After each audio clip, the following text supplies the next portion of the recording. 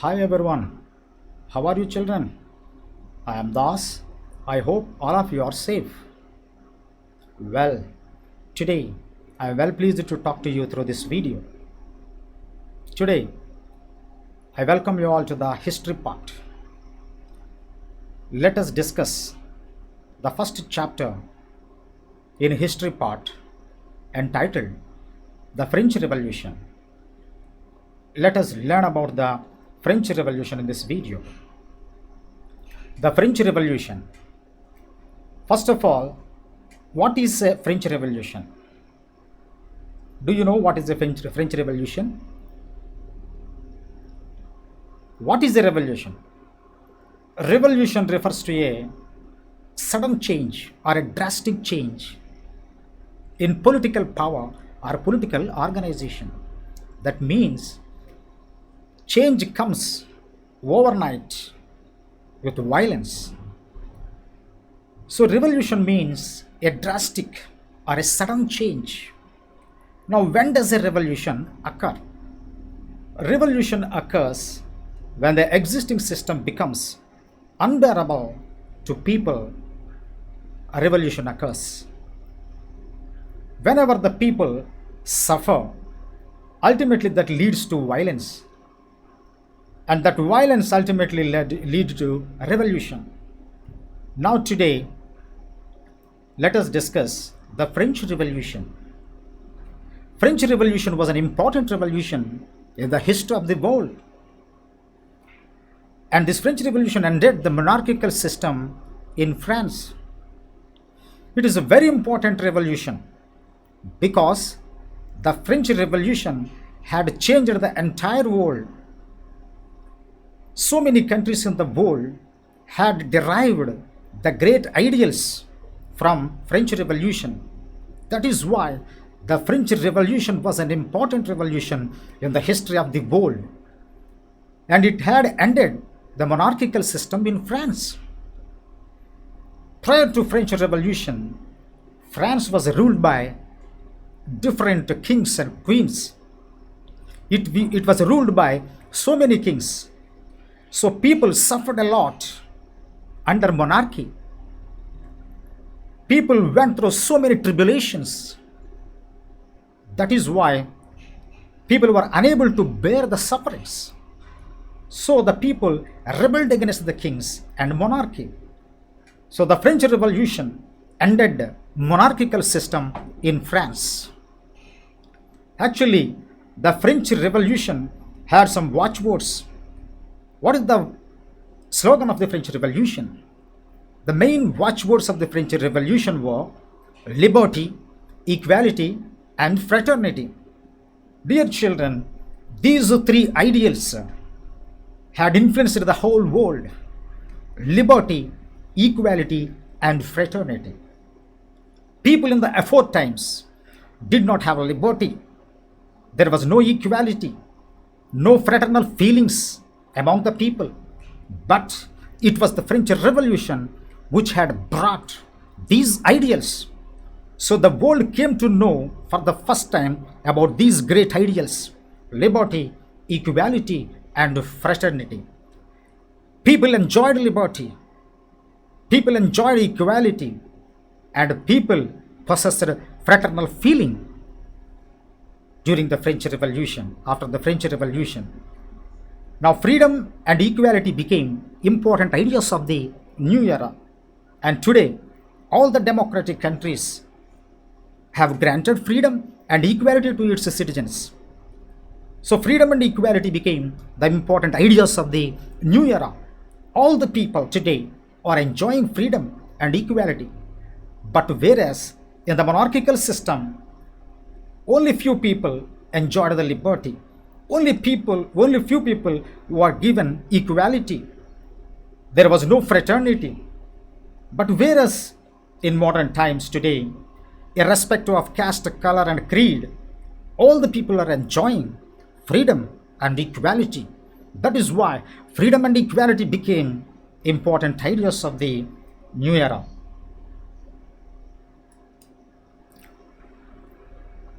In 1774, Louis XVI of Bourbon family became the king of France.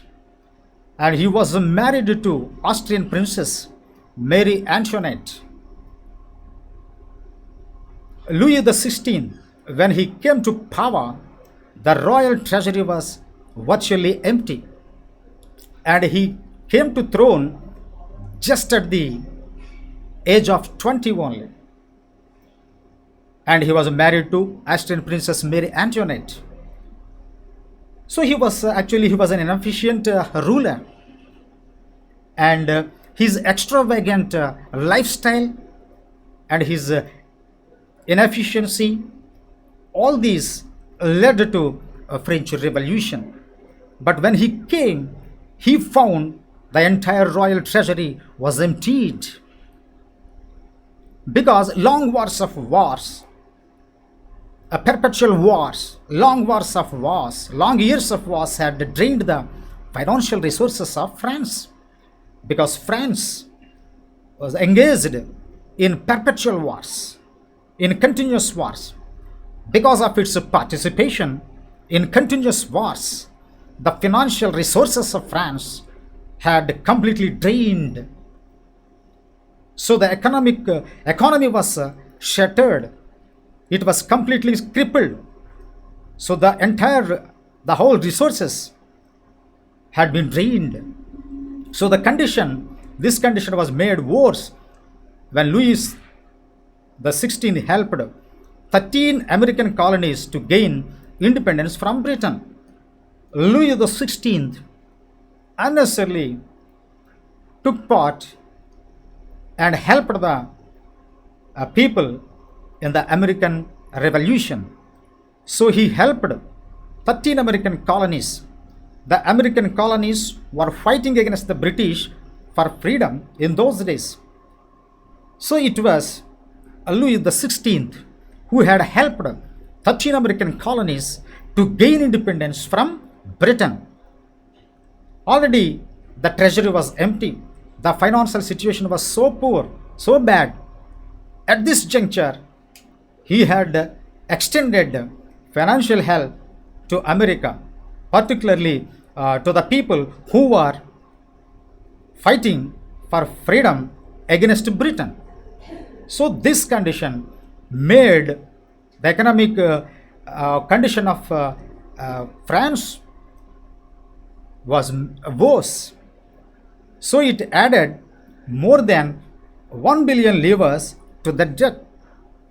So here France was trapped in debt. So it was so hard for it to come out of that trap. So it added more than 1 billion livres to the debt. That was the economic position of France. So at this juncture, he was forced to increase the taxes, since there was no other alternative for him to get money. Already he had taken loans from the private money lenders, and these private money lenders gave huge amounts to the government, and they charged more than 10% of interest over those loans. So now he was forced to increase the taxes. So he made up his mind to increase the taxes and impose the taxes upon the people. So to meet the expenses, taxes were levied on the third estate. Unfortunately, all these taxes were only imposed upon the third estate. First and second estates were exempted from paying taxes. Only the third estate had to pay all types of the taxes which were imposed by the state. So during the 18th century in France, the French society was divided into three estates, means classes. The whole society in France was classified or divided into some classes. They are called estates. So during the 18th century, the French society was divided into three estates. They were first estate, second estate, and third estate. In the first estate, it comprised of clergy. In the first estate, we see the clergy. Who are clergy? Clergy were the group of persons in the church. They were the church priests or the elders. So they were called clergy. So they were group of persons in the church who enjoyed all the privileges, and they enjoyed the top position in the French society. They were exempted from paying taxes. And not only that, they collected a tax called tithe from the peasants, which comprised of one tenth of the agriculture produce. So all the people who are included in the third estate had to pay tithe. What is a tithe? A tithe is a one tenth, which is comprised of one tenth of the agriculture produce. It comprised of one tenth of the agriculture produce. When they got to harvest, from that harvest, they had to pay this tithe to the church. And all that tithe was to be brought to the church. So all the people who are included in the third estate had to pay this tithe tax to the church leaders.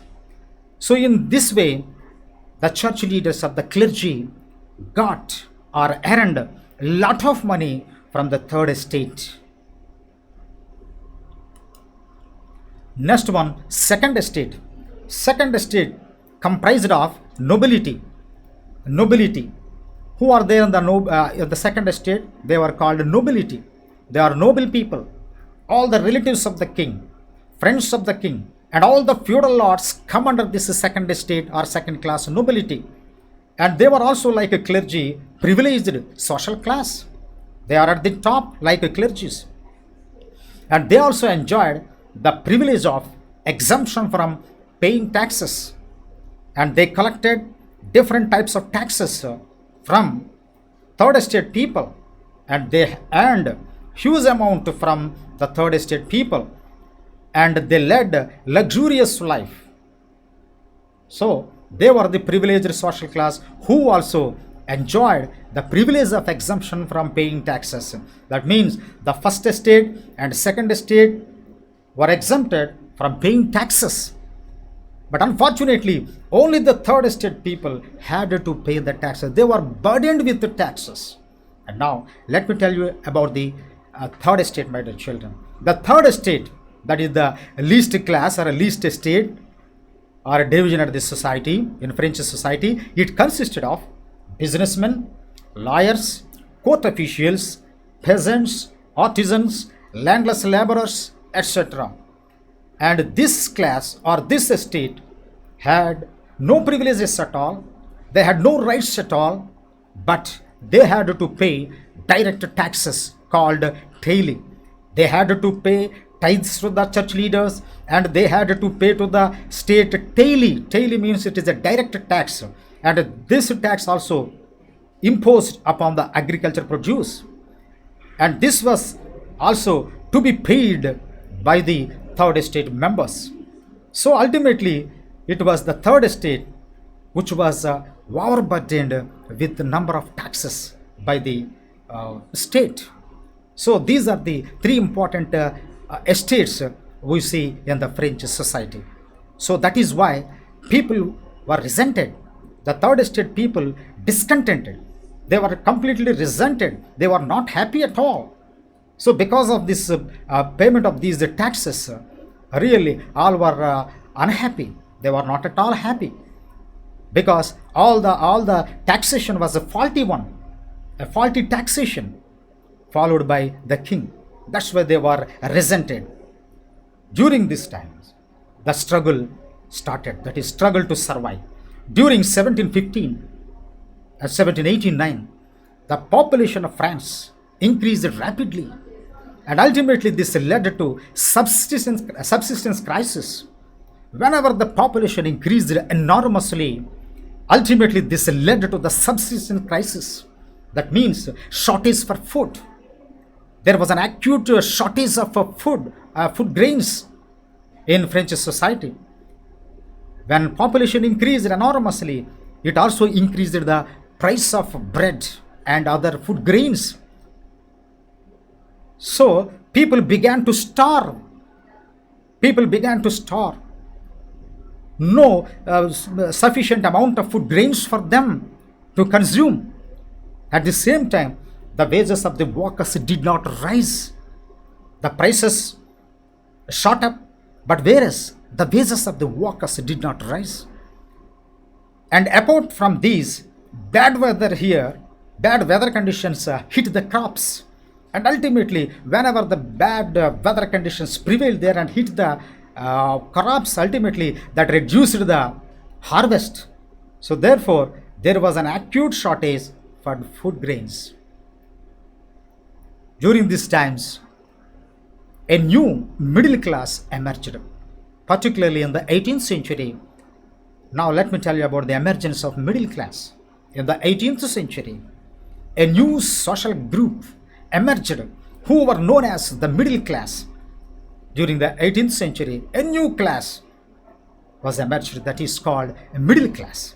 And the middle class consisted of traders, manufacturers, lawyers, administrators, etc.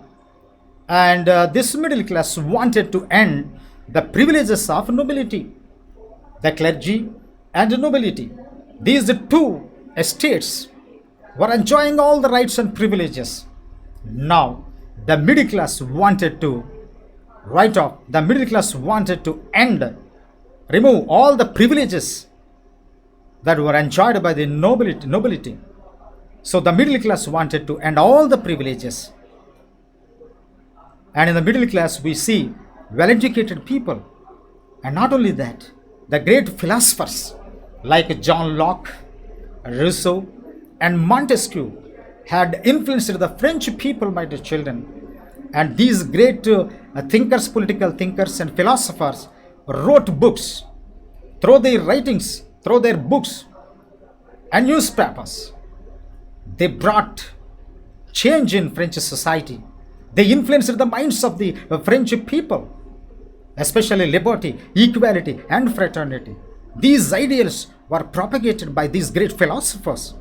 And John Locke wrote the book which was entitled The Two Treatises of Government, and Rousseau's prominent book that was entitled The Social Contract. And another thinker, Montesquieu's famous book, The Spirit of the Laws. And these three books influenced the French people, my dear children, and they came to know the value and importance of the liberty and equality. So they decided to fight against the nobility and the king ultimately. So that is why, my dear children, these are the important, what do we call, things that took place before the French Revolution. And in the next video, we shall discuss about the outbreak of the French Revolution. Okay, children, thank you very much for listening to my words. Read the textbook and know and follow it, okay, carefully. Thank you, my dear children.